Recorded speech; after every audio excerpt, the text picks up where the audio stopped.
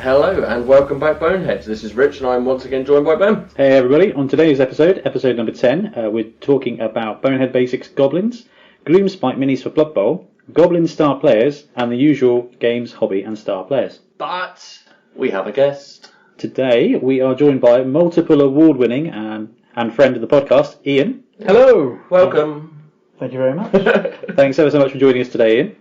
So, as befitting the Bonehead Podcast, we've found somebody who can actually win this time with the team we're going to be talking about. Ian has won several games with Goblins. Not just an experience. No, and he's maimed many players with Goblins, so we thought it best to get him on so he can give us the 101 on Blood Bowl Goblins. Thank you very much.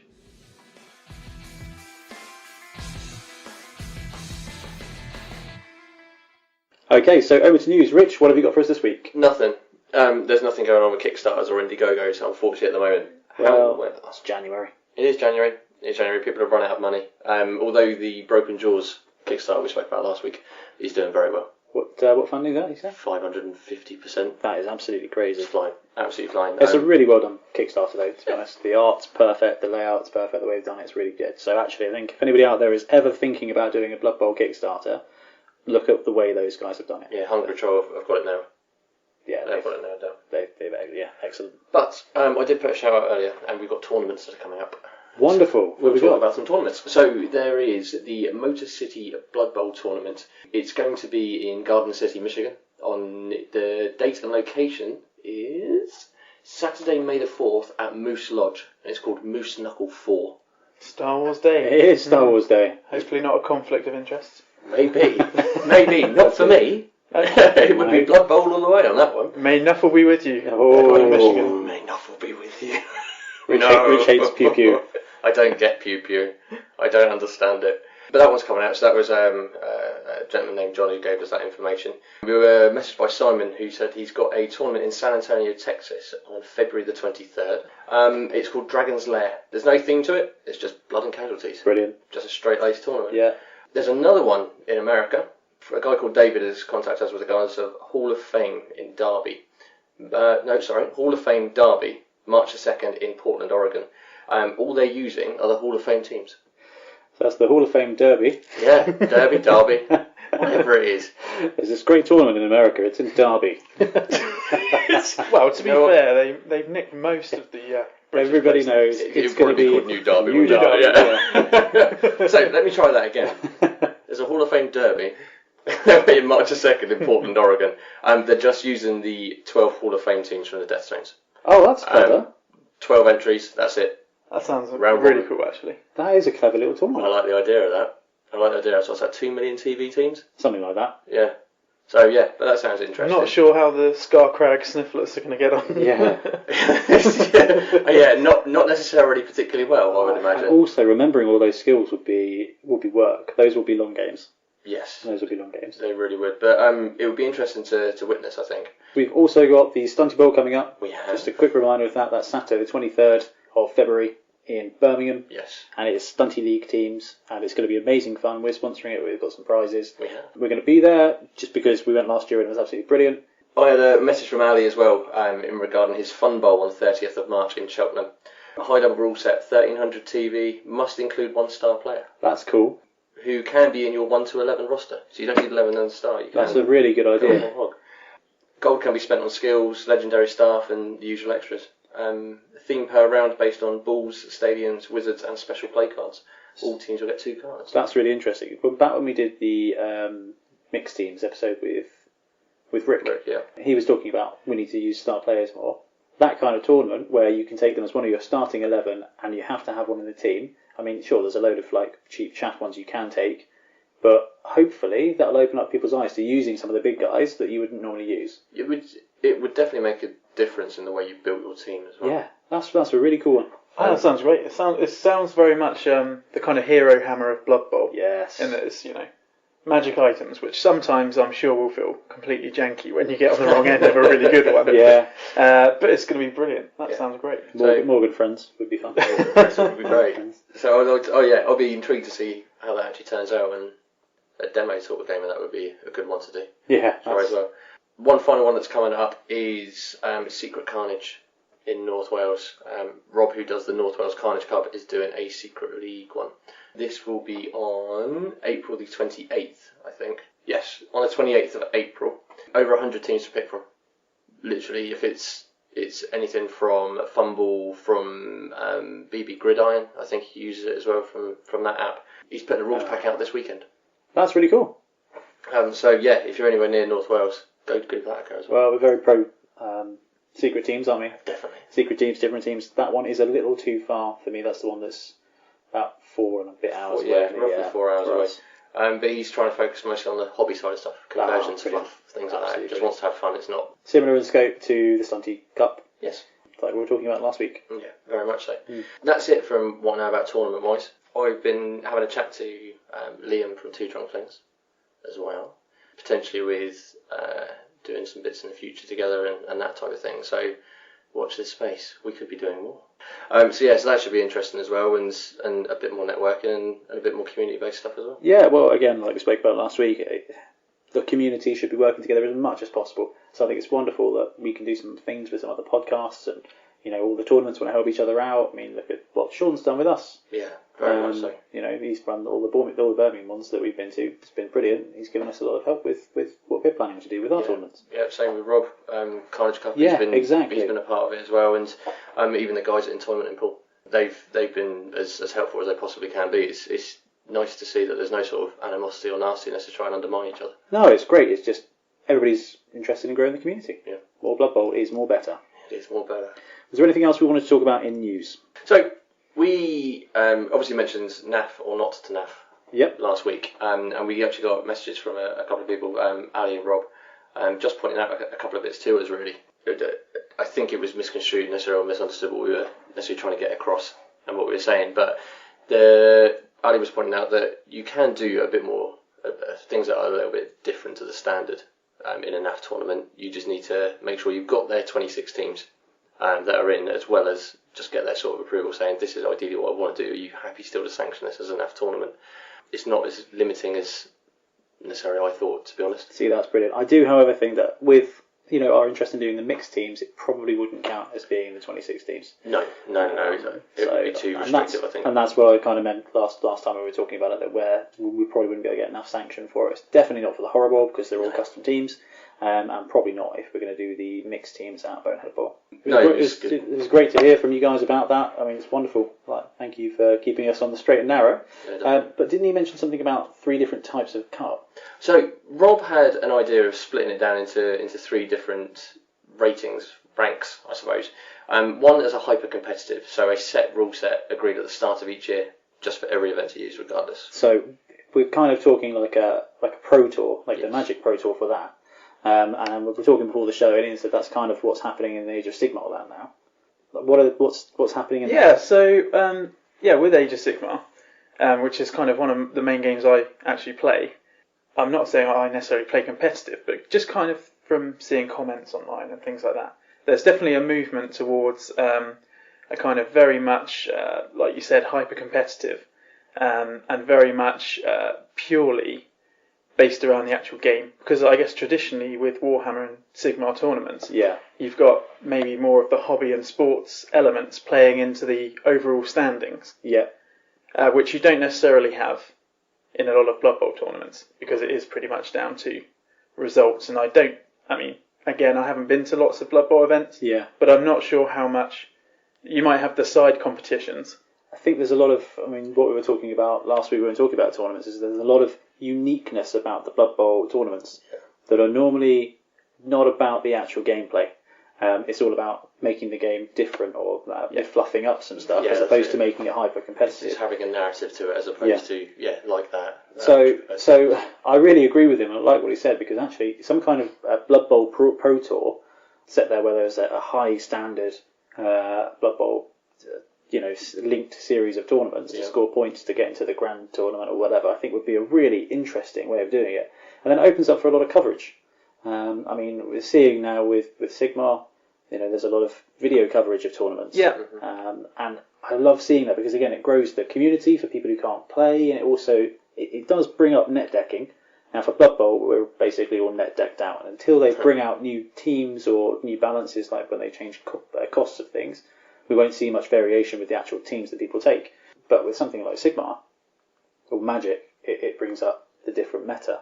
Yeah. And you would see that, I think, in professional Blood Bowl, because if everyone goes Wood Elves, guarantee next tournament everyone's going Dwarfs to absolutely destroy Wood Elves. Yeah. And it'd be really interesting to see that meta evolve. But sorry, so that's his first one. Second one is basically what people are doing now, like a standard play. You have your tournament, you have your little bit of fluff, you have whatever it is you want to make your particular tournament unique. Yeah. The third one, it calls it Crazy Bowl. I think that's where we live. That's definitely where we would live. So there is still that opportunity. I mean, I love the idea. I think the only problem is the amount NAF would have to do to be able to encompass particularly a Crazy Bowl style. Yeah. Because if you've then got the Cyclid and Fumble, throwing it out, isn't it? Yeah. I mean, if you have a Blood Bowl tournament where you use a full 11 team, but you play it on a Blood Bowl 7s pitch, it throws the balance completely out. Yeah. So it would make anything like, I went along and I scored brilliantly with my Wood Elves, but you're playing on a 7s pitch. Like, it's going to skew the results. Yeah. So I get that. And I think he's very much in line with what we were talking about, which was the beginner, like the basic, the advanced and the expert level. Very so. And I'm not a pro Blood Bowl player. I'm not bad. I would rather lose and have fun than win. Yes, which is why I took Ogres to the last tournament.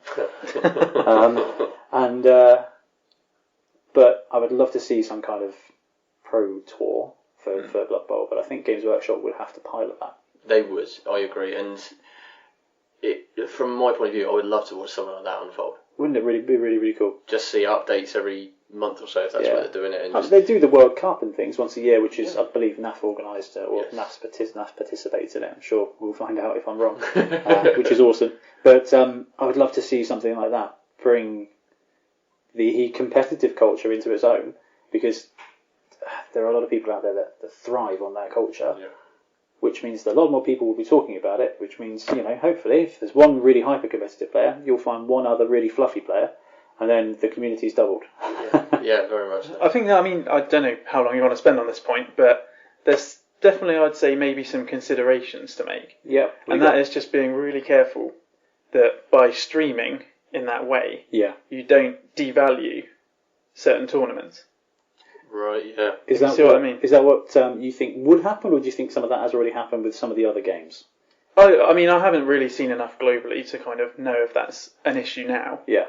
But it's certainly something with all the, like I say, with all the discussion in the AOS community, that is kind of in the back of my mind, is that if you do go for this kind of very tight, rigid ranked system, people focus on the gold standards. Exactly. And the middle ones get left out. And it's like, if you've got a weekend and you've got a choice between two events, one of them is going to help your ranking. Yeah.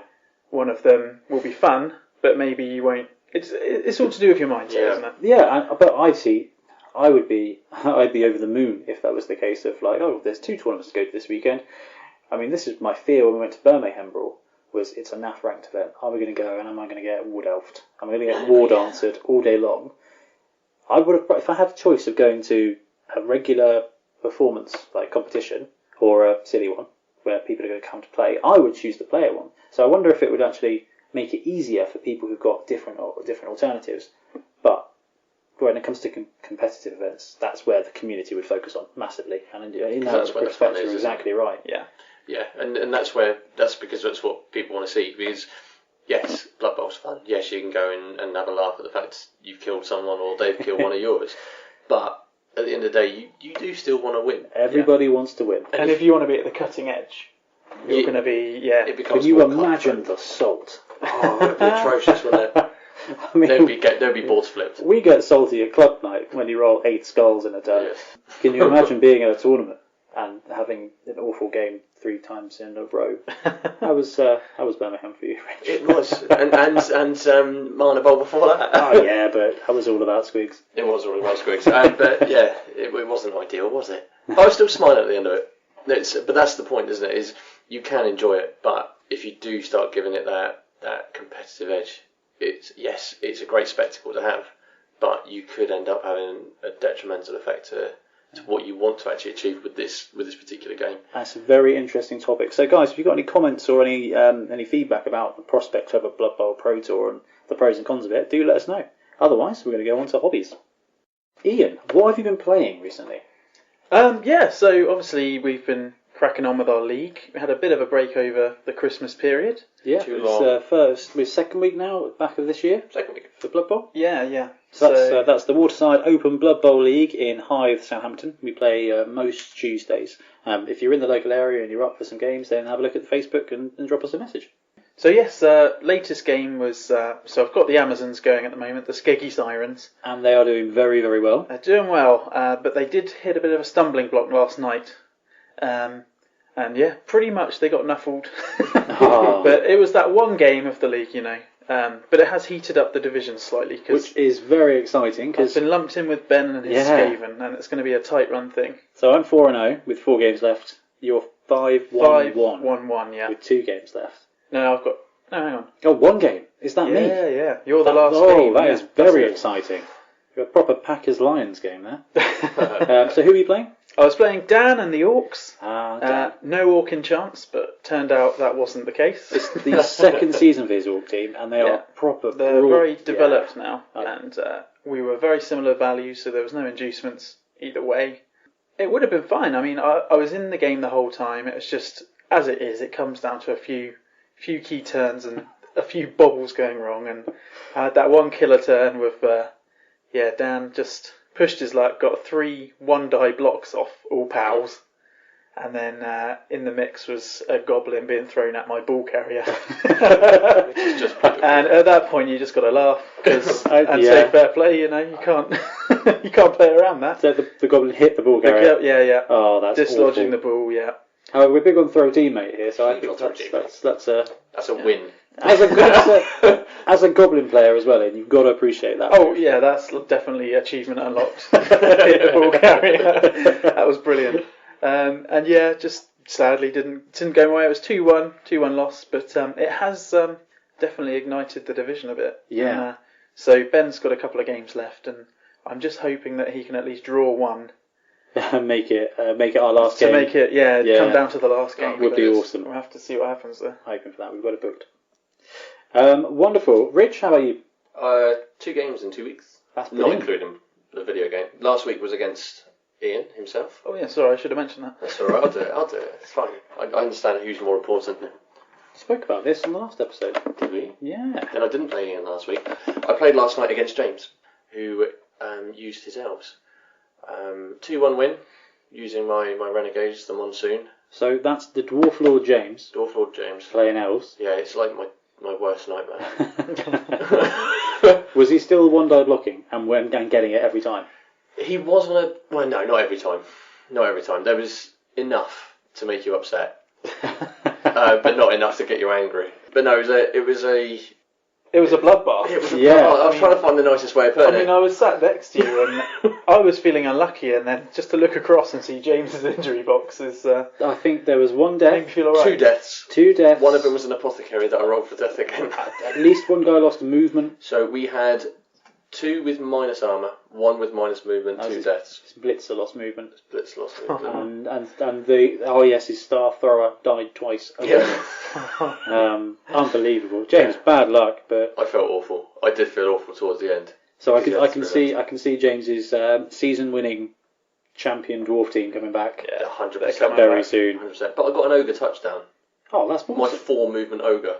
So was that a touchback or an interception or? No, it was a bouncing ball. Oh, Nice. just Landed in his lap I and he love that. picks it up. I and love knocks that down you the end. picked up on the big guy interception because Yeah, that is it. yeah, It is yeah. either a touchback or they roll a 6, Yeah. and you just get a touchdown. And off you go. We should just all save time and say if a big guy intercepts a touchdown, you end that drive. They get 3 SPP, and that's Well, it. no, I think you roll as many dice as there are turns left, and if there's any ones, Oh, yeah, because you that'd could be totally several. bonehead your way to That the is line. true. But we had a pitch invasion at one point, and James knocked down none of mine, and I knocked down 5 of his. Oh wow, that's awful. Yeah, that was just how he scored on turn 2, and then the next turn, 5 got knocked down on a pitch invasion. Oh, it's hard to recover from that with elves. Yeah, And it was just, it was going to difficult. be scared to score now in case the crowd turn on. Hopefully. So did either of you get any good skill ups? I've leveled up my dark elf now. Oh, yeah, you turned down doubles. I did turn down doubles. Yeah, there was some debate. And the outcome was that it was your team, so technically you were allowed to choose. Although I have had some rethinks. And death threats. There was death threats. There was. Ruffle is coming for you. So I plucked with wrestle, but Yeah. my thought was a Saka. Yeah. But I figured that Muscaven is probably a better option in doing that. Yeah. So I might, stick him at the back with movement 7. He's going to get wherever you need him to go. So I'm thinking I might try and make him more of a ball carrier, a dark elf. So you got doubles for him. So what were some of the skills he could take on a double? Is he passing? Passing he's got says leader. There's leader, but there's also nerves of steel. There is. So, I've got no throwers. Yeah, but nerves of steel works for throwing as well, I think, doesn't it? Does. So Passing and catching. You've got your edge 4 guy then. Actually, you know what it means. He's going to catch on a 2+ wherever he is, and I think he might just ignore those tackle zones when making a throw. Yeah, I think you're right. So if you wanted to be a ball carrier and you don't want to waste that doubles, that could be something to do. Or you could just be boring and give him block or something. Lodge. 2 heads. He doesn't have dodge, you see. Does he not? No. Ooh. He starts off with nothing. He's a dark elf lineman. Okay, yeah. That's where some of the contention was coming, because people I'd are say, like, just dodge. Get dodge on him, yeah. But every time I give him dodge, in whatever league it's been in, he dies the next game. So I kind of don't want to give him dodge because that's the end of him. Have I played your monsoons this season yet? No. Give him dodge. I might just do it and then prove a point. Kill my guys. And then I'm probably going to give my lineman just block. Boring block for my human lineman. For a lineman, I think that makes a lot of sense. Yeah. Although he could give him pass and he could become your ball There is also passer. that. Yeah. There is also that. But yeah, so a couple of fairly boring skill ups. It's not my mind at all, so it doesn't get a good one really. That's very fair. I have actually managed to not play a Blood Bowl game in the last since we last recorded, but things have been busy. What I have started doing is looking at putting together my squig team for Stunty Blood. Hey. So the Gloomspite stuff is started to be released now. We're going to talk about that later because, as Ian suggested, there's a load of those models that could be useful for Blood Bowl. Yeah. And I'm right there with him. I've got some squig hoppers on the go, some squigs on the go, and I've seen some great conversions with a couple of bits that I'm going to absolutely steal. So getting ready for that. We've got like a month. So a month and a half. Yeah, we've got. So that's what I've been doing Sweet. Blood Bowl wise.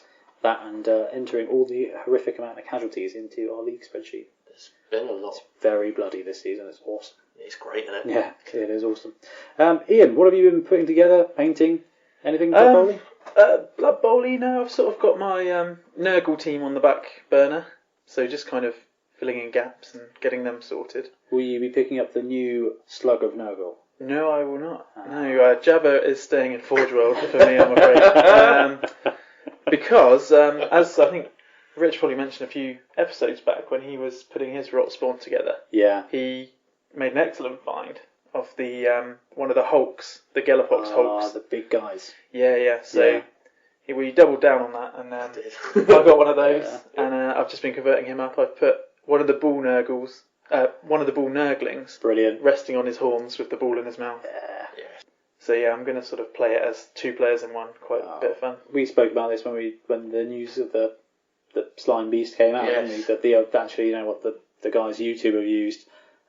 They look like players. Yeah, they look more. That's it. Yeah, I mean, I actually used one of the bloater heads Yeah, brilliant. on the Hulk because I quite liked how it was kind of comically small with the rest of him. I mean, it's not even small in the first place, but the Hulk is. I'm not sure I've seen him, but does he look like a Goomba from the Super Mario Brothers movie? Because that's what I'm picturing now. No, he's got a helmet on with that's kind a of shame. Spec Ops It's a eyes very going on. 40k face, isn't it? Which doesn't necessarily fit. Hey, a bit of steampunk. Oh, the original model, yeah, sorry, yeah. Oh, sorry. Oh, yeah, sorry, I was saying about the bloater. Bloater off the head. Yeah, no, the original head was fine. I mean, the guy I've got has got a fly for an arm. Which is quite fun. That is very noble. Yes, I did like It's that. quite nice, yeah. So, other than Blood Bowl, what are you painting? So I'm working currently on Iron Jaws for Age of Sigmar, which does actually tie in a small way, because I painted Milton's It does, Orc actually. team for him a little while ago, and I loved the colour scheme so much, I said, I'm going to make an army out of that. and that's what I'm doing. Yeah. And it is looking fantastic. Yeah, how much more have you got to go? Because you're painting up for an AOS tournament, So is it? yeah, I'm getting ready for South Coast GT, which is quite a nice big one locally to us. Down in Havant, Portsmouth way. That's not too bad. No, it's not bad at all. So I'm working on the big Moor Crusher at the moment, which is like a big fat toad dragon. The big cabbage dragon. Yeah. Rich, any hobby for you? More Forest Goblins. You must be nearly done with that team now. No, I'm only doing little bits at a time. So I've got another another sticker almost done. I've started the one of the standard Forest Goblins. The guy's got a spider on his face. Oh, that's horrid. That model is brilliant. It's awful. Yeah. It's horrendous. I didn't realise how bad it was until I actually started painting it properly. That guy is absolutely agile. Yeah, he should be as a snotling at best. Is there a skill that's no eyes? I think. I imagine he's got the same rules as a fanatic, except he can't hit anything. Yeah, makes him just bounces into stuff. Bounces into people and knocks off again. But Past the spider. No, I've done a little bit of basing on a couple of bits, and so I've finally primed my Chomper and Stomper. Yes, it's looking really good. Yeah, that's cool. So fingers crossed it'll be done before the 23rd. Yes, the new Goblin models are really good. Yes, They're primed for Blood Bowl. they really are. Anything else anyone wants to mention? Nope. No, wonderful. Then we will move on to our first topic.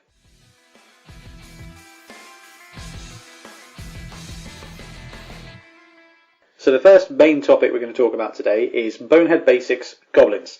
Now, first things first, we've been joined today by Ian. We've already said hello to Ian. But making sure he's got credentials as a decent Goblin coach. Befitting for the position. We're just going to give him a quick, tiny shakedown. Yeah. So Ian, how long have you been playing toy games, and how long have you been playing Blood Bowl? Yep, so in terms of tabletop gaming, Okay. toy games, yeah, pretty much since about 7. So I actually met Ben at infant school. Yep. I still remember the first day vividly. And then sort of a couple of years later, I was around Ben's and he, cracked out the Warhammer collection, all his dwarves and gyrocopters and stuff. And Which in turn my cousin got me into. initially my reaction was a bit, what's that? Yeah. That's ridiculous. There was some fun made. But yeah, didn't take long before I was sat at home around the kitchen table with my parents and my first box of orcs, having a crack at painting them, stabbing some colours on them. Well, you've got a bit better with your painting. You're actually an award-winning painter now, aren't you? Yeah, I've just managed to get to the right tournaments, I think. But no, I've been very, very fortunate, really. Sort of won a couple of best armies and they've been very well deserved. things like that. Thank you. Fair. Yeah. I'm pleased with it. Yeah, always trying to improve. So that's the thing, I think. So, how long ago did you get into Blood Bowl? Yep. So I had a couple of games really back in the day, and I'm not sure if we ever played the rules properly. Oh, I don't know, actually. They would have been like the second edition. It was Yeah. with the Astro Granite pitch. Well, the one memory I have of that is I was playing with dwarves, and some sort of blizzard went on, and I do remember a Slayer with the ball going for it into the end zone, falling down, cracking his head open, and actually dying. That was the CRP. That's my one memory of early Blood Bowl. But sort of taken a bit of a break away from it, and then come back with the 2016 edition. So Ian's another one of those players that got brought straight back in with the Yeah. with the 2016 release, and it's been great. So, Goblin Teams. Why Goblins? Well, like I said earlier, my first box of miniatures ever was a box of orcs. It's closely followed by a box of goblins. So greenskins in general have just always been my thing. Even in 40k. Whatever game system, I'm just drawn to goblins and orcs and all kind of greenskin mischief. So yeah, to me they were just, as soon as they were announced, I was getting in on that. Got them. Converted up a few of the players that weren't out yet. And Although they I have look seen brilliant. they are, the new Forge World one's coming out. I think fill in the gap. I think I like your Doom Diver better. Yeah, I like think the I Doom prefer my Diver. Doom Diver Yeah. personally, but The new one's good though, yeah, the Pogo is great as well. but yours is more classic Goblin. But yeah, so that's basically what drew me to Goblins. I think I've always kind of been a player where I enjoy the kind of stupid randomness and embrace that, and I'm happy to take a kicking if there's some hilarity to be had as well. That's brilliant. So, have you won games with your Goblins? Yeah, so I haven't been playing them as much this season, but last season, I believe I got to sort of 4 or 5 wins. Yeah. So they did pretty well. What was your greatest win? Well, yeah, I won. that was my kind of crowning moment. It was 6-0 versus the Lizards.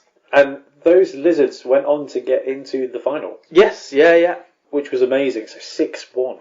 6-0. 6-0. Yes. Oh, man. Oh, yeah, no, I was keen on the defence. I do vaguely remember that. I vividly remember that game. It was just one of those games where literally everything came together, and it was wonderful. Which is very impressive because Lewis's Lizardmen are amazing.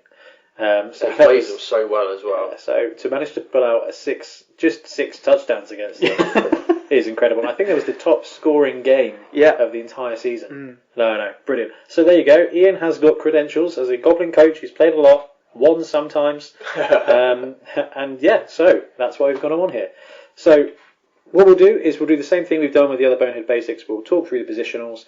We'll talk through team value management. That's quite key for the Goblins. Around some of their inducements. We'll talk about all the star players, but we'll talk about that later. So first things first, positionals. So for a Goblin team, you have got, first of all, 0 to 16 Goblins.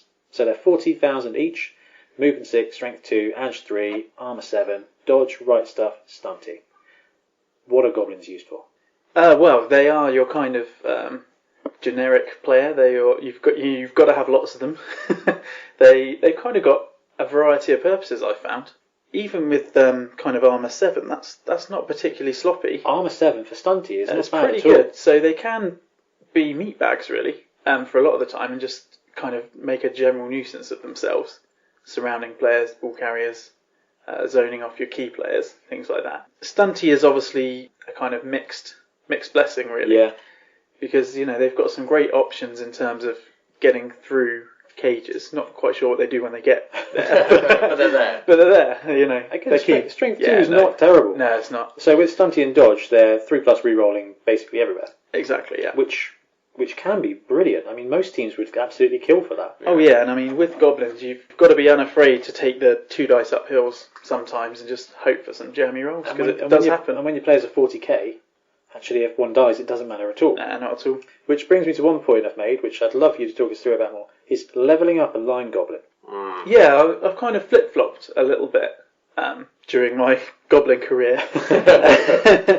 At first I was kind of adamant that no, I didn't really want any skill ups on them, because I was very keen just to keep the value down and really pump into the bribes and all the things on those more key positionals, perhaps. However, having played some other stunty teams, I'm definitely coming round to the idea of a few with, say, diving tackle, for example. It's a great little skill, that. Or sidestep as well, because with having dodge, there's quite a lot of opportunity when you're going to get to use that skill, and just the kind of general annoyance in defence. Yeah, so if you had someone with sidestep, even if you just placed them on the corner of a cage, they try to block out, you can put yourself in a much more beautiful straight situation. back in the way. Yeah. And the thing is, with dodge, they've got strength 2, but let's take your Amazons for example. They're strength 3.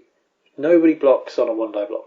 Well, only as I've just explained in the last section. Generally speaking, if you're playing to take someone out of the way, it's always going to be a 2-die block anyway. So at that point, the strength 2 doesn't really matter unless they mark with 2 players and get that 3-die block. But again, that's quite a lot of effort for a Goblin. Yeah. So they're going to be blocked against basically the same as an Amazon lineman, because you need the natural power to take them out. So the likelihood of them actually going down is less. So that brings a skill like sidestep, like Rich is saying, into actually a really key blocking positional, or marking them with diving tackle, because you're going to have to punch them to get away. The chances are you're not going to be able to punch them that hard, and if you dodge away from them, naturally, my Goblin's on the ground. My Goblin does not matter as much as your War Dancer, as any dwarf player. So you get the team value bonus of taking that player prone. What about wrestle? Well, wrestle's a double for Goblins. So what about doubles in general for Goblins? Because that nearly doubles their team value. Yeah, it does, doesn't it? Yeah, I mean, even giving them 1 skill is 50% of their value. Yeah. That's why I think at first I was quite adamant. So I wouldn't want any more than maybe 3 or 4 skilled up players in general. Would you take block on a Goblin? Probably not, no. Because I think they do have some similarities with Amazon, in that, you know, they've got the same movement, they've got the same armour. You're right, actually. Obviously, you know, the strength is the main differential. But with Amazons, I find I want to take really defensive skills, because you want to try and mitigate that low armour, because your players are worth more. So you want to keep them alive longer. Whereas with Goblins, I would say probably don't necessarily want block to the same degree, if at all, because you're not massively looking to cotton wrap them, and you're certainly not being as offensive and aggressive with them. So, two things. You could always take Thick Skull just to really confuse everybody when they're injured. Because for a stunty player, that would mean they were fine up to a 6. Then they would be stunned on a 7. No, knocked out on a 7, not knocked out on an 8, casualtied on a 9, and badly casualtied on a 10. But isn't Thick Skull extraordinary? No, Thick Skull's a strength skill. Is it really? Yeah. Okay, yeah. No, I think that would hurt my head, to be honest. So there's the troll move. Yeah, that would. Yeah. But my actual question is, what about wrestle for a goblin? Yeah, I think that definitely has a place. Like we were saying about being able to jump into cage with stunty. Yeah. 2 dice uphill. The only thing that's going to knock you down is one skull. That's it. And gutter runners are strength 2. They get into a cage. All my guys get wrestle because actually they're brilliant at sacking. Yeah. You know, a goblin could, you know, if you get that doubles, it could be really useful to have a sacking goblin. Yeah. But also you can throw him in there. Yeah. Oh, yeah. Exactly. You can throw him at the cage. One, it's hilarious fun. Yeah, especially when it's at the cage. Well, exactly. You hit the ball carrier, you don't need wrestle. No, it's just awesome. What about jump up as a regular skill? Because of that throw teammate element. Yeah, well, as we'll maybe talk about in a bit, I definitely prefer jump up on, say, like the Doom Diver. Yeah, that makes a lot of sense. But yeah, it is a handy skill to have, to be honest. Okay, I think in terms of stat ups, though, the main one I would look at is agility. Edge 4 Goblin would be great. Yeah. Oh, well, but it would be, what, 80k? Yes, it would be, because it's a 40k skill up for the edge, isn't it? Yeah, I mean, you'd only have that on one player, but you've got to kind of take that when you get it. Absolutely. I mean, ideally you'd want it on the Doom Diver, personally. Oh my god, yeah. But landing on a 3+. But even being able to throw an AG4 Goblin landing 2+ with that's Edge brilliant 4. anyway, yeah. Someone has got in our league an Edge 4 Goblin. Yeah. Is it Dan?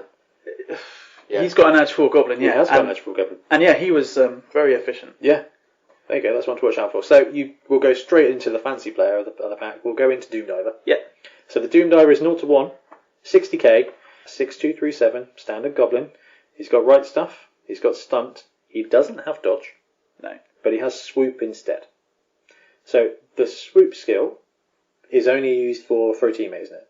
Yep. So what does that do? So where you normally throw teammate, you scatter 3 times with the 8 direction template. Yeah.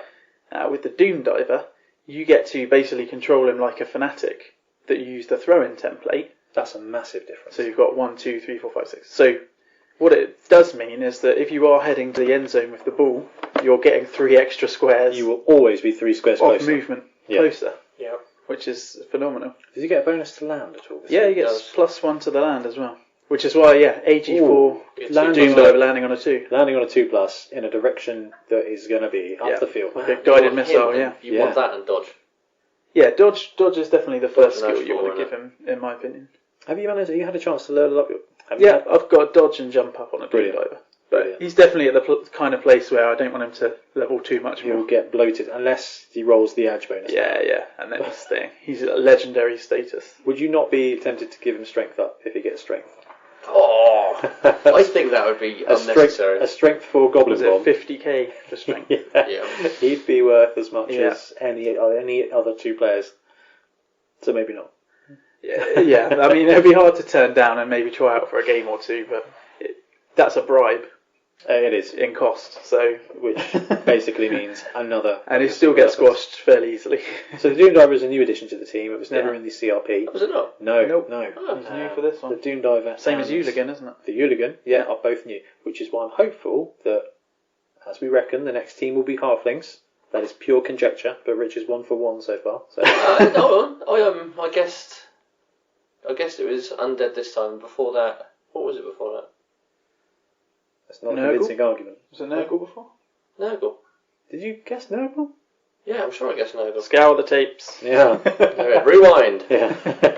But yeah, I'm hoping that when halflings come out, they'll find a way to stick another positional in there just to change up the basics of the team. Because actually, having the Doom Diver has made the Goblin teams quite a bit more competitive because it's a little bit more reliable. It gives them that long ranged attack. Well, for throw teammates for the stunty teams, there's quite a big game, and I think you're right actually. And having Doom Diver, it almost balances out the negative and gives them a decent shot at it. Yeah. So worse odds for pulling it off, but if you pull it off, you get a better result, which is very Goblins, isn't it? Yeah, definitely. Anything else on the Doom Diver? No, not really. I think he's got a very clear role defined to him, and that is to be thrown. You normally sub him on and off if you had the numbers. Yeah, I think so. I mean, even defensively though, I'm definitely coming around to throwing teammate defensively. Throwing him backwards as a safety, or no, throwing him behind theirs and just being a threat. Ooh, that is my strength. Getting 4 onto the ball should be taken. Strength 4. Yeah, got to get a strength 3 first. Oh yeah. Well, then aim high. Strength my 4 Doom Diver. Strength 4, edge 4, 300k goblin. Throwing a vampire. So that brings on to one of my favourite players in the game, which is the Bomber. So 0 to 1, Bomber, 40k, 6237, dodge like normal, stunty like normal. He doesn't have right stuff. He has secret weapon and bombardier though, which is amazing. So there's a star player.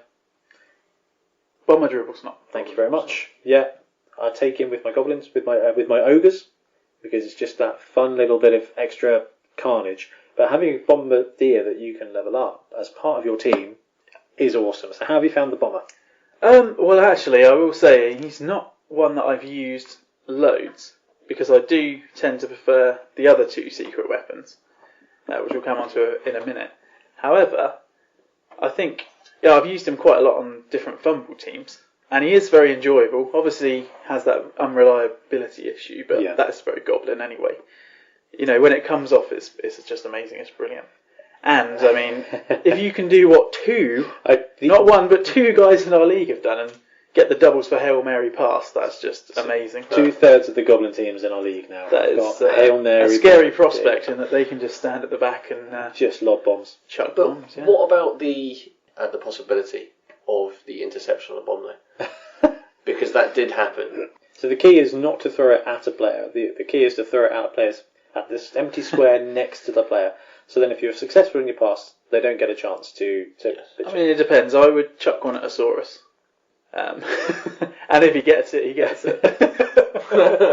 Because they can still fumble when they throw it back. Yeah. So if you're throwing it at some of AG1, you know. So you've got a better chance of it. But like you say, they're the least reliable player because there's so many chances to screw up. Yeah. But unlike the others, if you take out one of your own players, it is a turnover. So with the Fanatic or a thrown teammate, if you knock your own guys over and they die, nobody cares unless one of them's holding the ball. But with the bomb, if you hit your own guy, the whistle gets blown and it's a turnover, which I think is why they're probably one of the most unreliable ones. However, they're great fun. Yeah, and I mean really cheap as well. For the regular bomber and bomber. Well, absolutely, 40k for a bomber.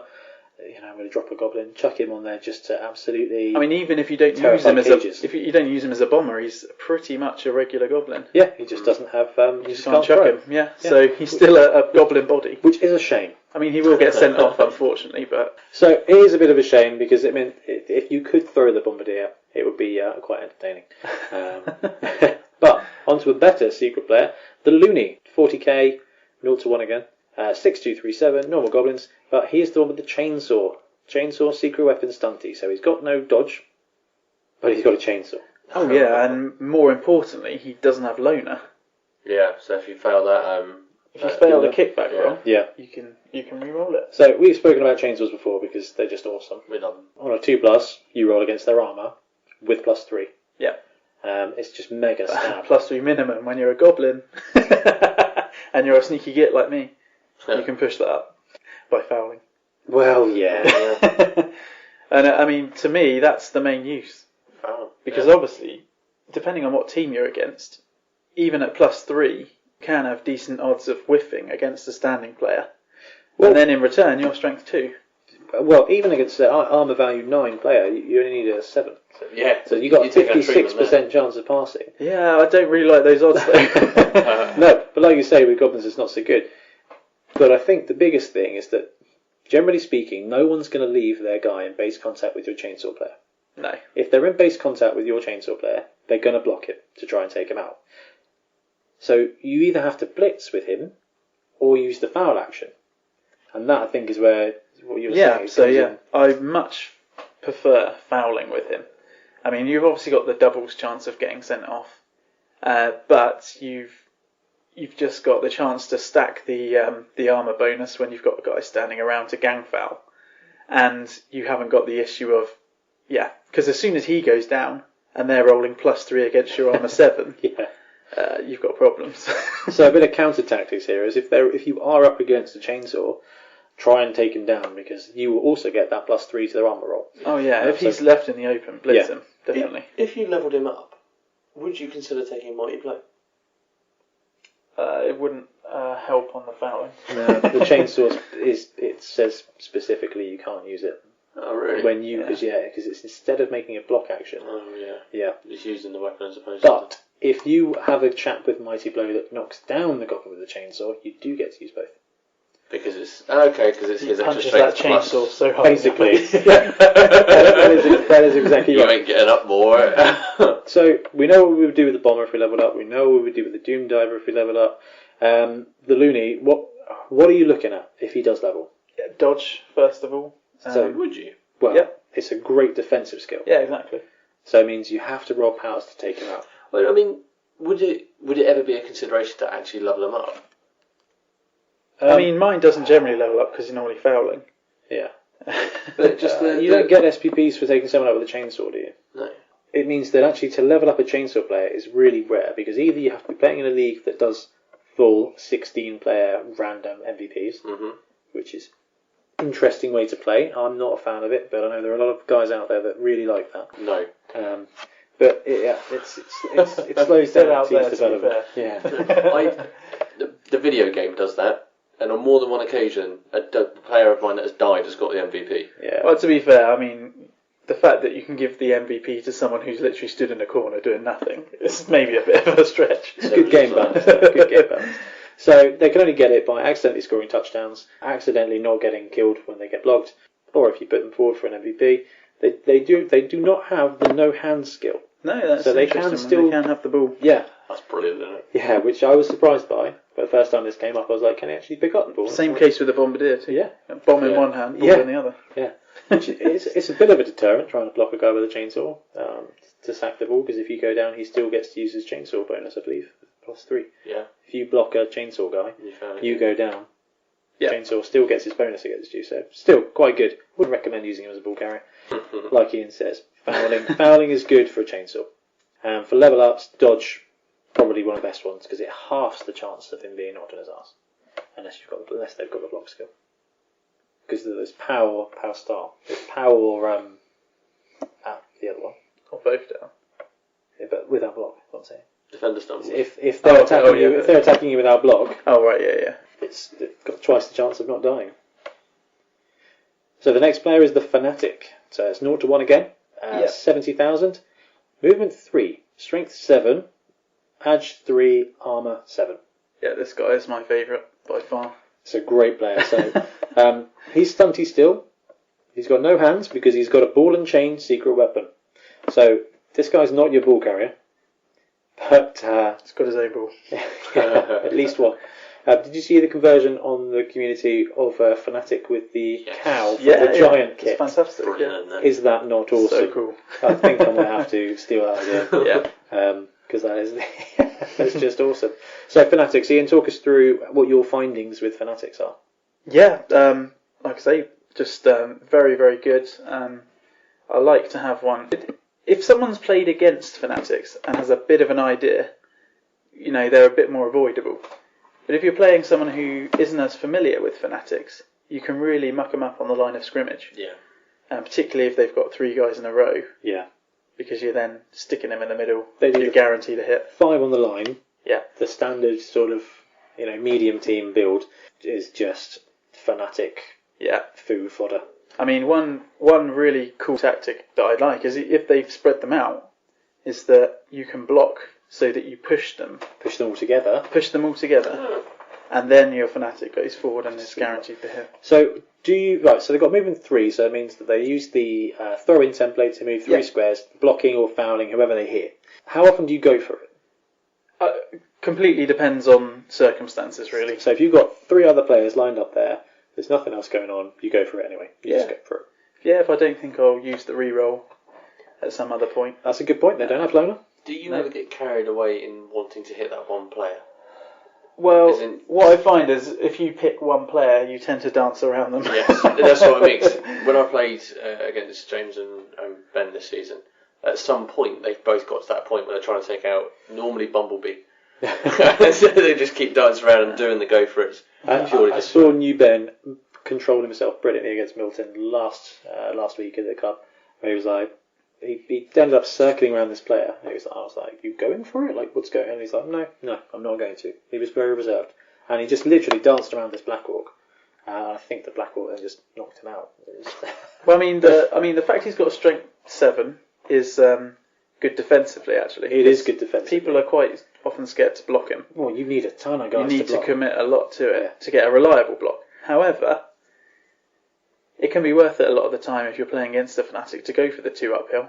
Because without, block and dodge. Yeah, but the downside of Ball and Chain is if they get stunned, they get knocked out. Yep. Yeah, exactly. As soon as he hits the deck, he's off the pitch. So like you were saying, very similar with the Looney, is if you can offensively take out those guys, it's... Yeah. If you yourself have got block, yeah, then why not go for it? Why not go for it? Blitz them. So, these guys levelling up, they've got strength as normal. I'm assuming Mighty Blow? Yeah, Mighty Blow, yeah. That makes a huge difference. I can't really think of anything other than that. Maybe, you don't need to break tackle or anything like that, so I'm not sure if there is. No, skips around. I think Mighty Blow is the one that you want, really. Strength 7, break tackle.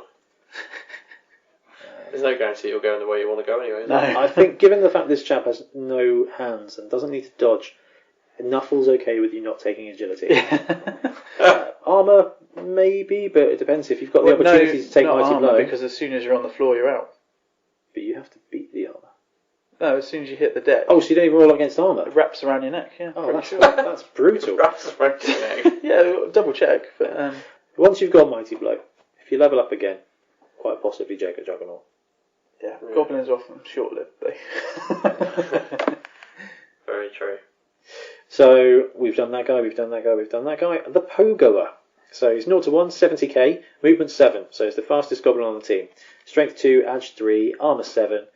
Dodge, leap, stunty, very long legs. So, he gets +1 to his leap rolls and interception rolls. Yeah. So, he's leaping places on a 3+.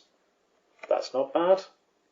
How have you found the Pogo? Because you've converted one, haven't you? Yes, yeah. I used the spring of a pen, a 40k Gretchen, and some various other bits and bobs. That's good fun. It looks really good.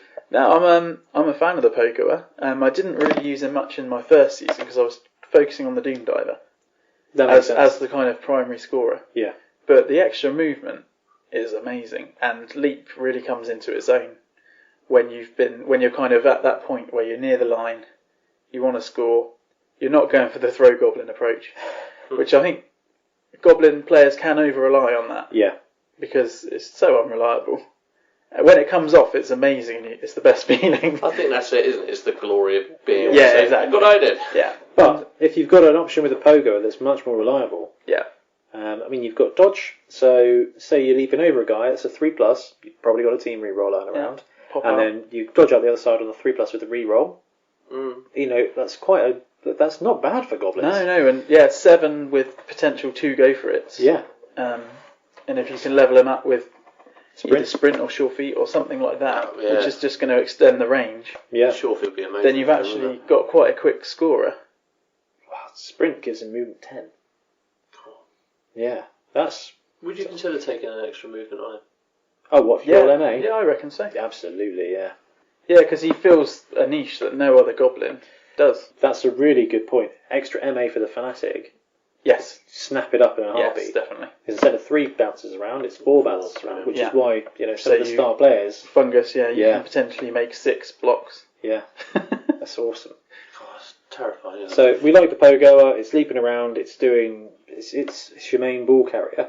If you got a doubles on him, would you be interested in taking something like Sure Hands or Block to keep him protected as that ball carrier? Yeah, I think I might consider Block actually, because if he has got the ball, that's just another level of protection. Yeah, and where he is able to dodge out fairly reliably. Yeah. Yeah. And you've also got a last ditch. I can leap in 2-die up block with a block. I'll blitz you with my chainsaw. Yeah. And power you with a chainsaw. Because once I've knocked you to the ground. So this guy, I've actually never seen him play because he's another new player. He's the Hooligan. He's 70,000 as well. He's 6'2", so normal goblin there. Dodge, right stuff, stunty. He's got Fan Favourite and Disturbing Presence. So Fan Favourite gives you +1 fame while he's on the pitch. Yep. Okay, so it could be interesting if you roll a pitch invasion or something like that while he's on already there. +2 fame. Oh, exactly. 3+. Taking him out on a 3+, huge. And one of your favourite skills, Rich Disturbing Presence, which means he's so loud and obnoxious that it's -1 to throw and catch within 3 squares of him. Yeah, you'd want to give him pass block in a heartbeat.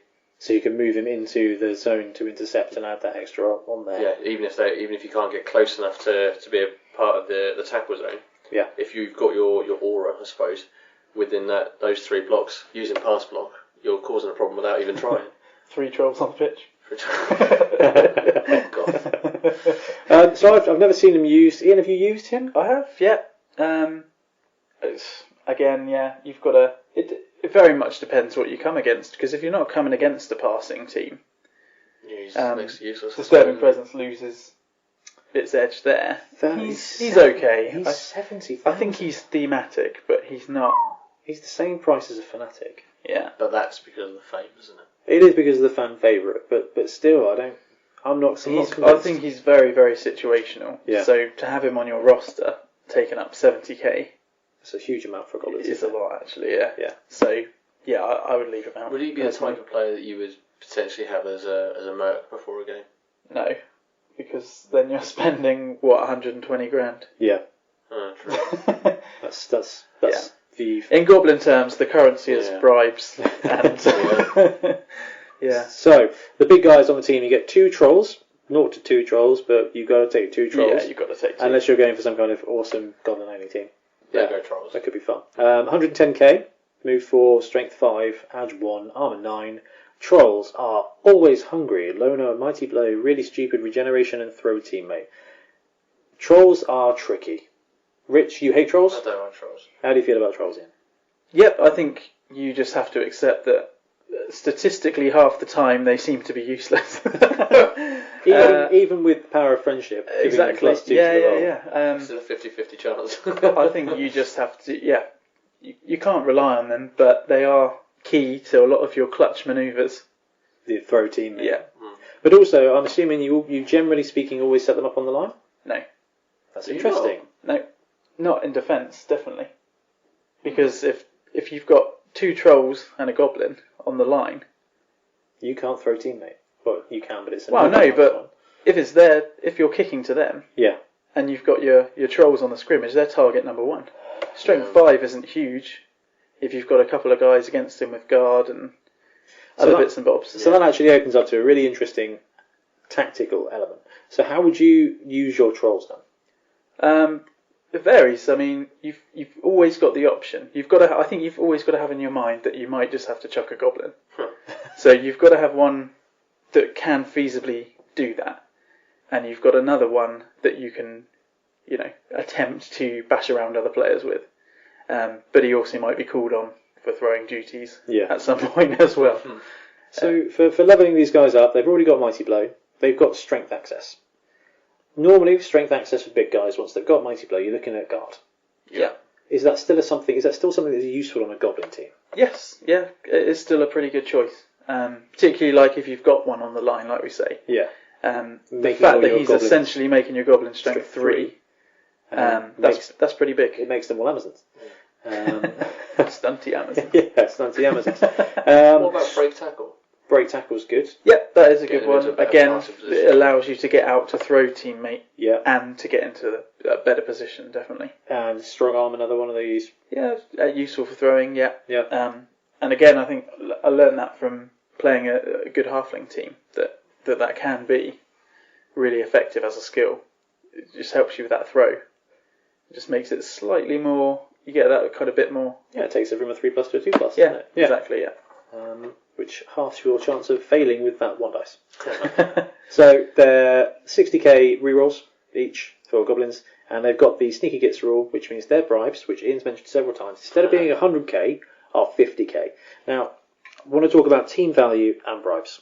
So most goblin coaches are a massive proponent of keeping their team value low, so you can afford those bribes, so that you can keep your secret weapons on the pitch. Yeah. So when you've been talking about, I don't know if I'd take him, I don't know if I'd level him up because that costs me a bribe, basically it means you go from 1 fanatic to 2 fanatics by, actually, you know what, I get to keep him back on because I've got a bribe.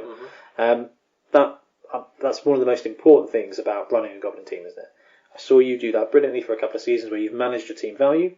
James, who's picked up the goblin team this season, actually went quite big on his team value with goblins at the start, which meant he didn't get to maximise his secret weapons, and that is the fun part of goblins, is chainsawing and ball and chaining people out of the way.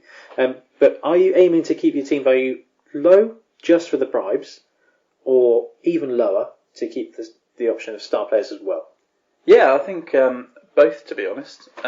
So as a kind of starting team, when I started with the Picktown Flickers, which is my current goblin team, and you know, if I was to start again, you know, when we did start, we were all kind of at that kind of 1 million value. Yeah. So my aim really was to keep it at 900 or less. To get your 2 bribes.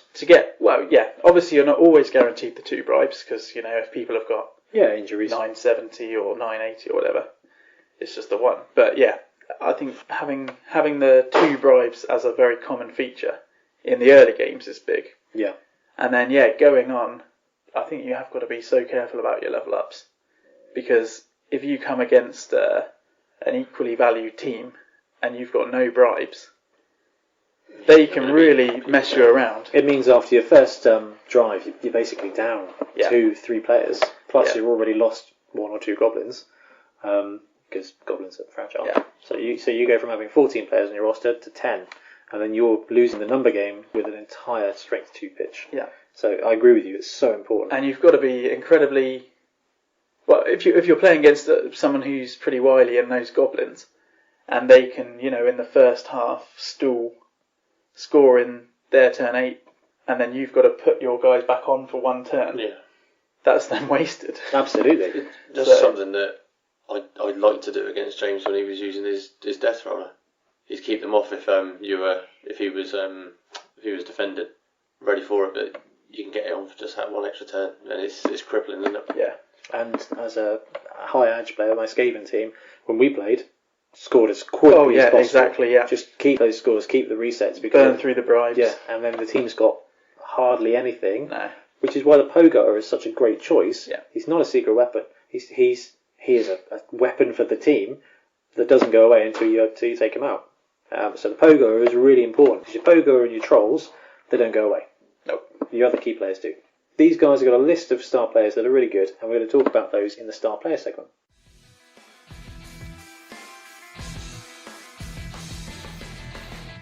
So now we're going to move on and just talk about some of the new Gloomspite models that have come out. As we're talking about Goblins today, Goblins have been revamped for Age of Sigmar. Same guys that make Blood Bowl, and some of the models that have come out are fantastic. So Ian suggested we just talk through some of them and some of the options they give us for star players and whatnot in Blood Bowl. So Ian, start us off. What have you seen that you think, oh my god, this would be great in Blood Bowl? So they had the book and the first wave of models released last week as we're recording, which included a lovely box of squigs, which, I mean, the initial use you might think of for those is for doing the squig herder team. Yeah. Because, I mean, the box is great. It comes with 5 squigs and 10 squigs and 2 herders, sorry. 10 and 2, which is twice as good as we first thought it was. Yeah. 10 Yeah. squigs, yeah. God, So that's really good. In terms of when you take them in the game, it's minimum 5. But yeah, the box is 10 squigs. So 2 essentially, herders. you get 2 Age of Sigmar units in one box. That's brilliant. It is really good. But like Ian said, for the squig herder teams, you get 2 squig herders straight off the bat, and I think it's 4 squigs and 2 squig hoppers in a squig herder team. That's your 4 squigs done, and you still actually get a unit to use an Age of Sigmar if that's what you wanted. And the squigs don't need any converting, not really. You could do some stuff, but if you did chuck on some Blood Bowl stick a ball bits, in the mouth, you know. It would. All you have to do is paint a number on the top and the back of them, don't you? And you could still use that. Yeah, you could still use that for Sigmar. Yeah. Without actually you losing any models.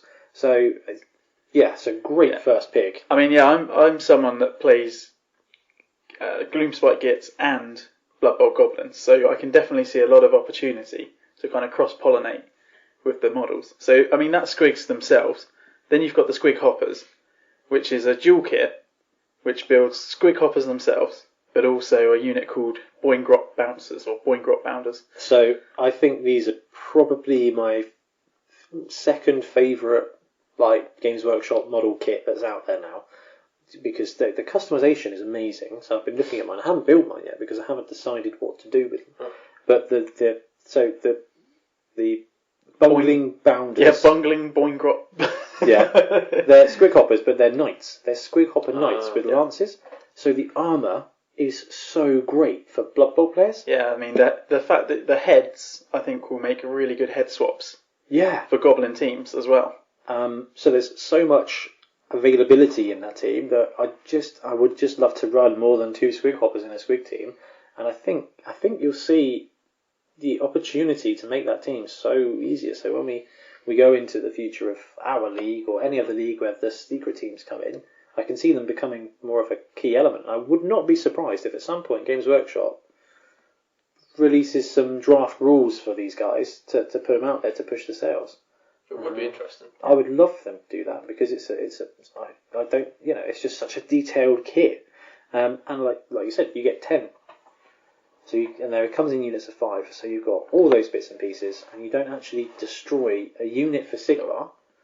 I mean, it's 30 quid a box, but but say that people might still want to buy 5 off you, for example, if you use 2, or split it with a couple of mates, or that's it. So we're doing it with some of the other models for the team, for the club, where you just need those models, and I think they look brilliant, and they're going to create brilliant Blood Bowl players.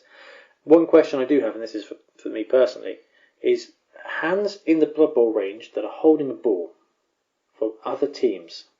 Can you think of any that are quite small that would work for Goblins? Well, I mean, Goblins in terms of proportions, often have fairly big hands. So you could use a human thrower hand might work. I mean, I ended up shaving those kind of hands down a little bit and using them on my Amazons. Oh, so if they work for lady hands, they might work for goblin hands. That's true. Yeah, because that's what I need to do. I need to build my two hoppers for that. Now, with the parts from that kit, like you said, the armour and things like that, you can take that and mod up some of the basic. Oh, definitely, yeah. Well, I take it they're not called Moonclan Grots anymore. Yeah, they are, yeah. So they're still called Moonclan Grots. Yeah. So your basic Night Goblin models that come in a box of 20. So I'm using a box of these to build my herders for my squig herder team. And I'm going to absolutely cannibalise that bounding boingy bouncers unit, and upgrade the other guys to give them that Blood Bowl vibe because they've got armour. And I'm still going to use Major Sigmar. Oh yeah, and I mean, there's probably a lot of people out there that might even prefer the kind of standard Night Goblin aesthetic to, what we've got from the Blood Bowl team. Yeah. Because I know Blood Bowl 2 uses very much the kind of robed goblins. They're Night Goblins in that. Yeah, exactly, which these new kits are going to be perfect for you. If you like that look, you could make a whole team from that range, definitely. Yeah, so that covers your goblins, it covers your squigs. For me, there's one more kit. Well, 2 actually. Yeah, there's more. Yeah, there is. Oh, there's loads. Yeah, right. I mean, Fanatics for a start. That's the one that I forgot about. Because we always had the Fanatic models. I think we're a bit spoiled with Fanatic models. Yeah. The Blood Bowl Fanatic is really good. It's great. It breaks a lot, but it's a really good model. Oh, do you know, I've never broken mine, touchwood. Really? Yeah. Oh, man, I can't keep mine together. Yeah. Probably doesn't take much bashing in the injury box. The old Fanatic models are brilliant. You've got the Forge World guy, who's perfect. Now you've got the chap from Zarbag's Gits. Yep. Yep. who makes a great fanatic Yeah. model. I mean, what I really like about him Yeah. is the fact that he's compact on his base. Yeah. He's sat on his ball and chain chugging down some moon brew. He stays within his base, doesn't he? Yeah, exactly. Which is really ironic, because in Shadespire, which is what he's... Underworld, Nightvolt, for what he's designed for, the spaces are massive. So he could have gone absolutely full Blood Bowl, but he isn't. He's just small, he's compact, makes a great fanatic for a Goblin team. But this new fanatic kit, where you get all the extras, so you can make them fungus dudes, they're flying in the air, they've got massive balls. Some of the scenic bits might be a bit tricky, but I don't think it matters too much. No. They are a bit pricey though, these guys, aren't they? These are like 25, 30? I mean, that's another one where you're getting 5 guys plus a throwing up dude, which I think is who's make an amazing turn counter, or apothecary even. That's the disturbing presence. Yeah, hooligan. Yeah, definitely. It's whether, I think if you're not splitting that kit, it's probably not worth it. No, but they are lovely models. I don't know how practical they are in terms of trying to play a game of Blood Bowl. I think they'd be alright. Yeah, because they're not necessarily everywhere, are they? And again, with Fanatics, because they go down, they're out anyway, so you're not having to lie them down particularly. But I think what you're saying is a couple of them are actually very wide horizontally. Yeah. But there's 3 of them which are really basically vertical, so they stay within. I think they'll be safe to use. I am probably going to have to pick up some of that kit as well. To blend in. Okay, so in the land of Gloomspite chaps, what else have we got? That's probably the big one. It's the Rock Gut Troggoths. Is absolutely gorgeous. I want one from Ripper. So, with all of these kits, there's opportunities for star players, and we will touch on that in the star player segment. These trolls are perfect. So they're massively multi-posed. They're £35 from Games Workshop, which means they're £29 from something else. So £10 a troll. Yeah, and I mean that's probably the one box out of the kit where you would use all 3 players, because you'd get your 2 trolls and you'd have Ripper. Absolutely. Yeah, that's cracking value when you look at it like that as well. I mean, for £12 more than Forge World, you get 3 massive models with so much customization. They just look brilliant. Yeah. And again, if you do play Age of Sigmar, no matter how you convert them, they're still good to go. Yep. So you don't lose any model value out of it, which is absolutely fantastic. So for our little gaming group, I've ordered 2 boxes, and a couple of guys, Rich, you picked up one, New Ben's picking up one, just because they're just so fun. They're going to make our Blood Bowl games look so much better with great models. Yeah, I think we should especially highlight there's one particular pose or arm in the kit, which is dangling a goblin. It's brilliant, isn't it? So, that would just... that'll be perfect. Perfect. And in terms of its style, it's not too far removed from the current Blood Bowl one. I imagine it's going to be a fair bit bigger. It is, yeah. It's kind of like the different types of troll. Yeah. So on the different types of troll, your trolls are the river trolls. Yeah, so they're Fellwater Troggoths, or river trolls. So you converted those up at the time, because I didn't get particularly like the stock Games Workshop one. Because you need 2, and the pose is exactly the same. Yeah, and that was a big part of it, but even then it's quite a skinny guy. It's a peculiar pose. But having seen those, I would much prefer to have the new trolls. If I was looking now and I had the choice, I would pick them in a heartbeat. They are more Blood Bowl-esque, aren't they? Yeah. And I think they're a lot easier to armour up and kind of make look sportsy. A lot easier to convert. They've got a heck of a presence on them, and I think they come with 50mm bases. But but so do the river trolls. Yeah, but looking at the feet, the feet will have no problem fitting on a 40mm, which is perfect. Because 40mm bases, I run a that's fine. An ogre team. As long as you're not doing a whole team, Well, even when you put them all on the line, you're fine. It's only when you get 4 in base contact with each other that it becomes a problem, and you're kind of doing it wrong if you've got 4 of those guys. So, because it is the Bonehead podcast, the Dankhold Troggoth. There we go. I wanted that massive until I realised its size. He is genuinely massive. Now, I'm not sure on the actual size, but it's about twice the height of a Rockgut Troggoth, who is already bigger than a river troll. Yeah. I think he's fairly similar height to a giant. Yeah. So basically. I'm still working on rules for giant players of Blood Bowl. So when it comes to having them done, £40 from Games Workshop. It is a very detailed model. I think the paint scheme doesn't help the look. No, there's 2 versions of it in the game in terms of the stats for it. Yeah. And one of them is painted in a very pallid. This guy with the caterpillar. Yeah, which I was saying earlier, just completely reminds me. If you look at his face, zoom in on it. I think It looks like the actor who plays Mad Eye Moody. So you've got an albino Mad Eye Moody troll. Yeah. He's got a massive spider. Oh, there's a horrid spider. Ooh. I like that. Yeah, loads of bits on the kit. Loads of customization, as you expect. Again, I mean, I don't know what size base he comes on. Probably a 60.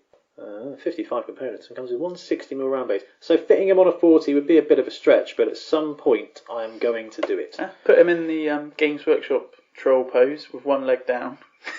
Stomping away. Yeah, that I think would make a hell of a ripper. Yeah. Ripped ripper. I don't know. I think that could be brilliant. So knock him down, take up half the pitch. There are some absolutely brilliant models for Gloomspite Gits that are just absolutely waiting to be made into Blood Bowl, and you're going to see some of mine on the Facebook probably before this episode's out, especially with the Blood Bowl Stunty Cup 2 coming up. Can I just highlight one that we haven't said yet? What have we got? That's so it's not technically part of the Gloomspite release. It's coming out slightly afterwards, but it is still within the Gloomspite. You can use it with Gloomspite. I cannot believe I forgot this and model. That's Molog's Monsters. It's because he's So he's in the Underworlds. But he's not listed under Gloomspite Gits on the website. But no, you're right. Molog looks awesome. He's got a massive club. So I don't know whether you want to take the club out for Blood Bowl or not. No, I was thinking about that earlier. I think you could do it either way, to be honest. I mean, it depends if you're that. If you're going full Blood Bowl, you should probably take the club out. Yeah. Mm-hmm. But if you're doing both, then I don't think it would matter at all because it is a great model. Yeah. I mean, the Shadespire stuff is excellent quality. I mean, you've got half of Zarbag's Gits in your team. My Forest Goblin team, yeah. Yeah. And what I do love about that kit is it's a completely random assortment of creatures. You've got a flying squig. The bat squig. The bat squig. Which I actually reckon you could turn into a Doom Diver. Oh. I think you could have a goblin hanging down from it. Oh my god, you could use one of the squig hopper goblins hanging on to him. Yeah. Oh yeah, definitely. Oh, that's happening. Yeah, and then you could just fill in the other squigs back and you've got another squig, or however you want to do it. But also, they've got sort of a mushroom creature. There's a stalag squig. The stalag squig is cool. Which, I mean, even if you don't find a use for it in games, which I'm sure you guys will anyway, they would make amazing like turn counters and reroll markers and things like that. They're just so out there. You've got enough about it to be able to find a use for it. Yeah, they've got a real nice like theme to them. I think. Yeah, they're great models. The other thing to mention is that there are some secret teams other than the squig ones that we've spoken about. The main one being the troll team. Yes. Which is made of snotlings and trolls. And there's a massive desire in me to make a troll team, or even just to run ogres using those trolls. Yeah. Because they look so good. Oh man, the amount of babysitting required to get that team moving was really stupid. Oh yeah, no, it's not probably a good. So is it trolls and goblins? No, trolls, snotlings. Okay, yeah, okay. And pump wagons. Brilliant. Yeah, which are basically big ball and chain guys. Fantastic. Yeah, it could be a really fun little secret team, and that will be my next one after Squigs, I think. Cause it's just so was it 0 to 6 trolls? Yeah, 6 trolls, unlimited snotlings. Oh, amazing. 2 pump wagons? Yeah, there are secret weapons, so you only get them on. That sounds incredibly fun. I would. It would be interesting to see how they actually play out, but you're right, the amount of babysitting that would be required for that would be insane, wouldn't it? I can't find it. You wouldn't move them unless you really because they can't even help each other. It needs to be someone without really stupid. Oh, that makes sense, doesn't it? Yeah, blind leading the blind. Stupid leading the stupid. Poking each other in the eye. Okay, here we go. So the team is called a snotling team, but it's got 6 trolls on it. Oh, okay, yeah. Now, the difficult thing with Ogre Team is they're 140k each, so you can only afford 4. Trolls are 110k. Yeah. It's basically buy 4, get 1 free. Yeah. You get the extra, automatically, don't you? And they've got 0 to 2 pump wagons, 5-7-1-9, break tackle, dirty player, juggernaut, no hands, mighty blow, secret weapon, stand firm. Oh, so they're not ball and chains. But movement 5. Strength 7. Yeah. With break tackle, dirty player, juggernaut, no hands, mighty blow, stand firm. Wow.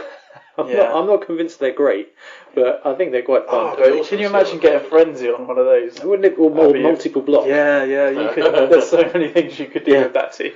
So you just need to find a bunch of snotling models. Brilliant. Yeah. But yeah, there's some great models going out. Cannot recommend it enough, just to make your Blood Bowl games look even better. Yeah, make the most of what's out there. And, as Rich said, they're a great way to fill out your star players, which we're going to talk about now.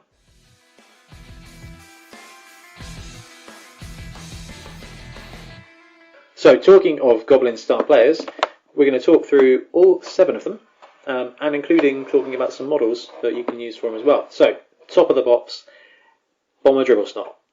So he is 60k, 6237. He's got Loner, Accurate, Bombardier, Dodge, Right Stuff, Secret Weapon, Stunty. So he's a standard Bombardier, but with Accurate. Who can be thrown? With Right Stuff. That's very interesting. I've used Bomber Dribblesnot a lot, but never on a Goblin team. I run him with Ogres, because actually he's cheap. 60k is nothing. You chuck him on there, if he hits some of your own snotlings, it really doesn't matter. I mean, it causes a turnover, but still, for that extra little bit of a tweak, it's really good. Have you run him on a Goblin team? I haven't actually, no. I know you're not pro Bombardier. They're fine, but I think yeah, because you've obviously got the limit of 2-star players. Yeah. When you're kind of at the value, when I'd be looking to take him, I'll be taking something else, to be honest. Yeah, he's a bribe, or he's 20 short of Fungus the Loon.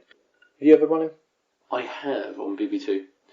Not more to the point where I've probably picked up someone like Fungus, and instead of getting a keg, I've decided to see whether I can hurt someone else. Yeah. So more of a bit of fun, I suppose, as opposed to anything else. And I think if one of the others was available to the Ogre team, I'd probably go with them instead. But you do get accurate with him. Now, it's quite useful. Speaking about our conversation earlier about the fact that it doesn't constitute a pass throw to use the bomb, and he has Right Stuff, I'd be intrigued to use him again, launch him down the other end with accurate, and just bomb the hell out of their ball carrier the moment they picked it up.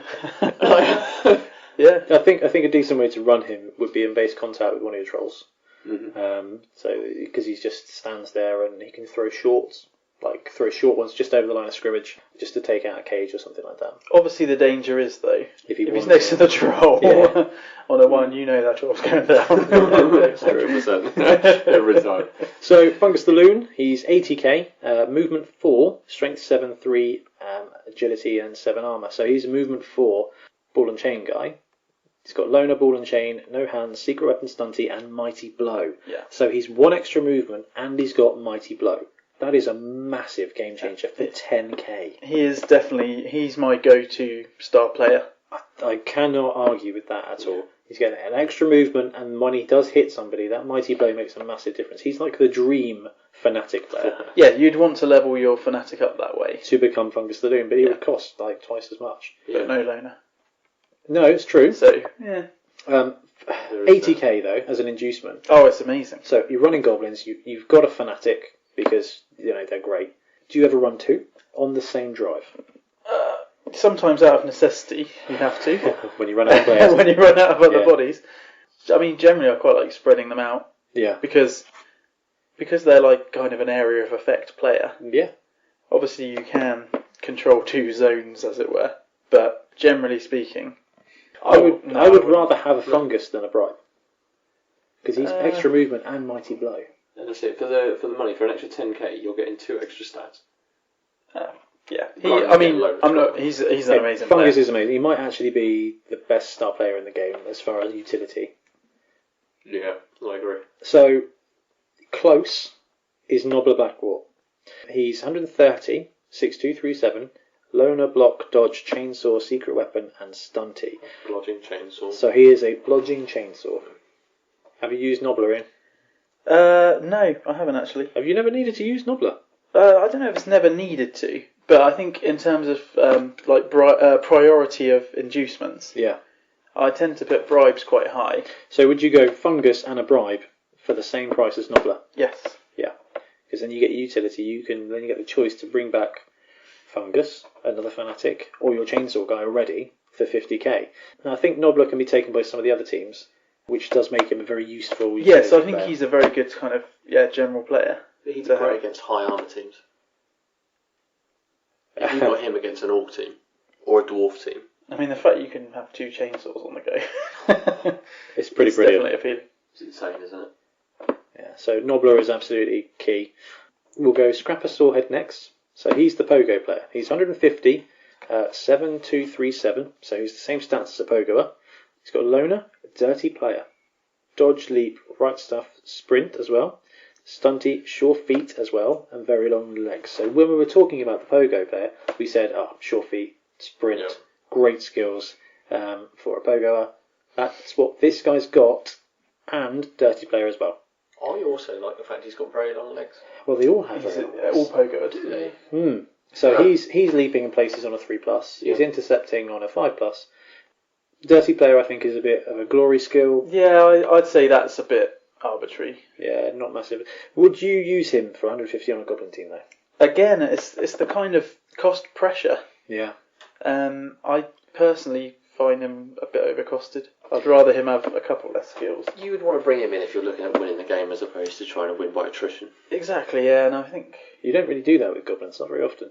No, and I always have a little bit of reservation using star players as scoring players. Mm-hmm. In a league, absolutely. We've spoken about this several times, is that... And then in playoffs, you can't generally take star players. That's very true. So... to get into the playoffs, absolutely.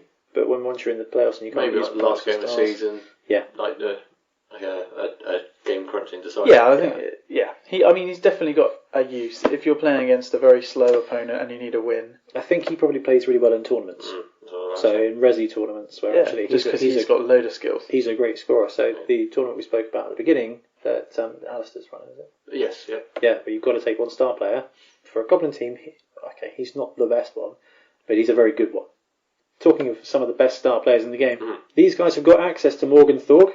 Yep. We've spoken about Morg a couple of times. He's 430, move 6, strength 6, edge 3, armor 10, loner, block, mighty blow, thick skull, and throw teammate. So, he's your third through teammate without any nega traits. He doesn't have bonehead or anything like that.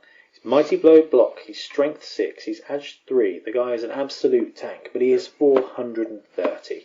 You're hardly ever going to get a chance to use him, and when you do, you could use Fungus, you could use Ripper, and 3 bribes at the same time, and that kind of is what Goblins want to do. Yeah. The other alternative to big money star players is Ripper. Yeah. I say big money. This guy's only 270. So he's a troll. Movement 4, strength 6, edge 1, armor 9. So he's a strong troll. He's got loner, grab, mighty blow, regeneration, throw teammate. So he's not got... He's a troll that's not a troll. Yeah. He's a clever troll. I think he's quite underrated a lot of the time. I see a lot of people don't necessarily like Ripper, but actually he is the perfect thrower. But also he's huge. Strength 6 is a massive trait. So I was running my ogres at Bonehead. Ripper was a bloody nightmare. But he doesn't have any defensive traits. He doesn't have block and he doesn't have dodge. Strength 6 is kind of a decent defense. But if you've got an ogre but you're right. If you've got a big guy, he wins big guy brawls. You actually have to take him out with big guys. Yeah. But in the meantime, he's your third throw teammate with no hungry and no stupid. So. Yeah. But at the same time, I mean, if you were to, for argument's sake, get a snotling in on him on a 3-die uphill block, the only way that's gonna fail is on a skull. Get a skull, yeah. So what's the chances of him of a snotling succeeding on either moving him or taking him down? Because it's a 50-50 chance on each to take him down. I'd happily sacrifice a snotling or a goblin to take him down when they're both down. Yeah. So there is that side of things. He's not. Yes, he is. But when you do get him down, he's got armor 9 and regenerate. Yeah. So He's coming the back. chances of actually getting them down and out in that way, if you can do it, fair play.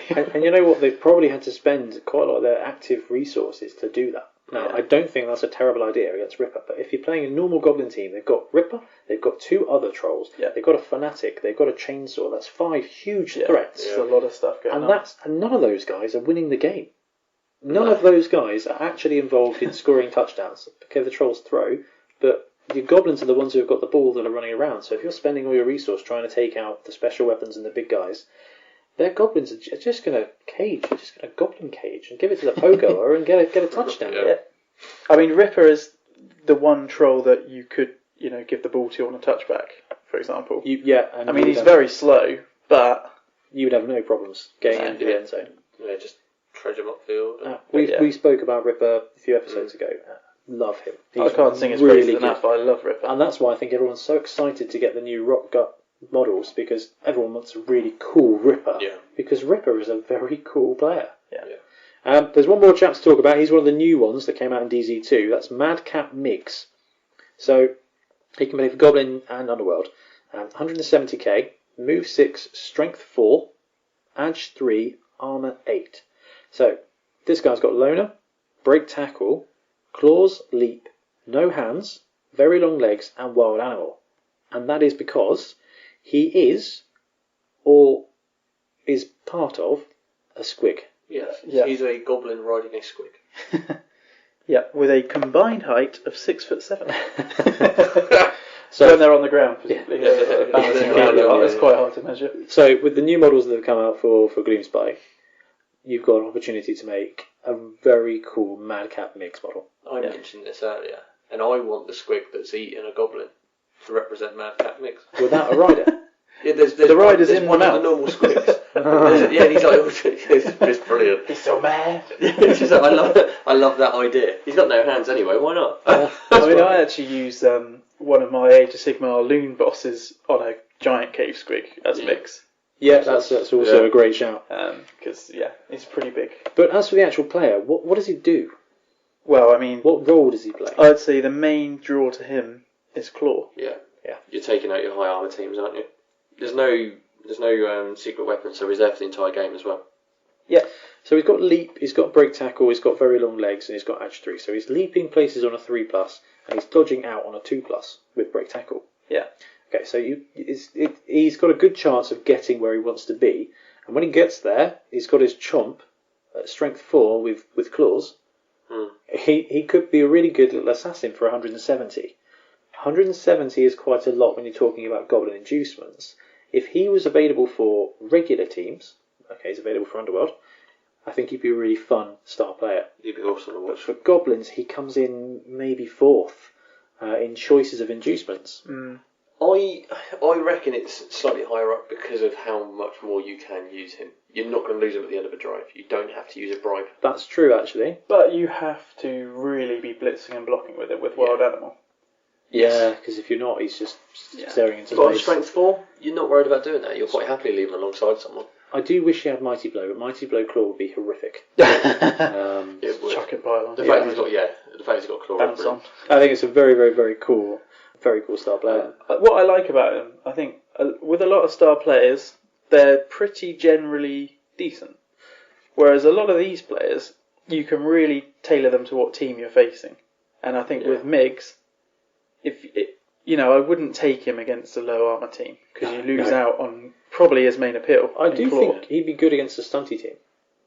Take out the big boys. I mean, being strength 4. Strength 4 makes you a big guy against stunty. Also, the whole thing isn't Madcap Mix. The squig's called Toothy. Except in your version where they've become one. Yeah. They have become one. They're Madcap Toothy. Madcap's getting pushed out the other Toothy side Mix. in a day or two.